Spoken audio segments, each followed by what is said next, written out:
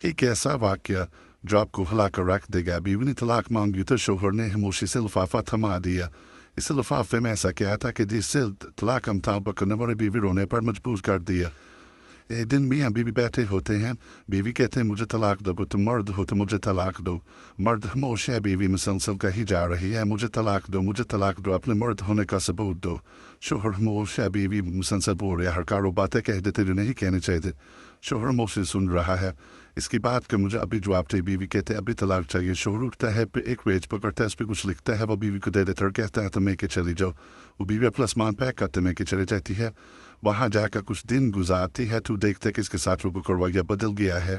وہ بڑی پریشان ہوتی ہے، بڑا پچھتاتی ہے میں نے یہ فیصلہ کیوں کیا، میں اپنے شوہر کے ساتھ اتنی اچھی خوشی تھی کہ اس سے طلاق کا مطالبہ کیا۔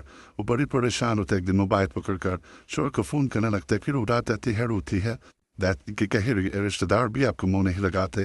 پھر اٹھاتے دیتے شوہر کو فون کرتی ہے اور کہتی ہے کہ میں پچھتا رہی ہوں طلاق لے کر، میں آپ کے پاس واپس آنا چاہتی ہوں۔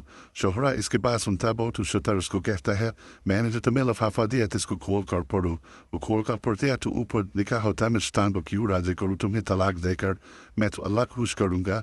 میں اپنے نکاح میں رکھ کر بیوی طبی الفاظ تو کہتے ہیں واقعی شوہر نے ثبوت دیا ہے کہ وہ واقعی ایک مرد ہے۔ پھر وہ واپس اپنے شوہر کے پاس آتے ہیں، وہ بڑے ہنسی خوشی زندگی گزارتے ہیں، اس لیے کہ وہ ایک مرد ہونے کا ثبوت دیا، صبر کر کر، اور غصے میں کچھ بھی کہہ جائے مرد کو چاہیے کہ اس کو برداشت کرو، اس کی مرد اسی میں ہے کہ صرف اس میں برداشت زیادہ ہے، لہٰذا اپنے گھروں کی لڑائیوں کے ایک دوسرے کو صبر کے ساتھ ایک دوسرے کو برداشت کر کے اپنی زندگی گزارے۔ انشاءاللہ اللہ تعالیٰ آپ کو زندگی میں جو بھی ہے وہ مثبت پہلو لے کر آئے گا۔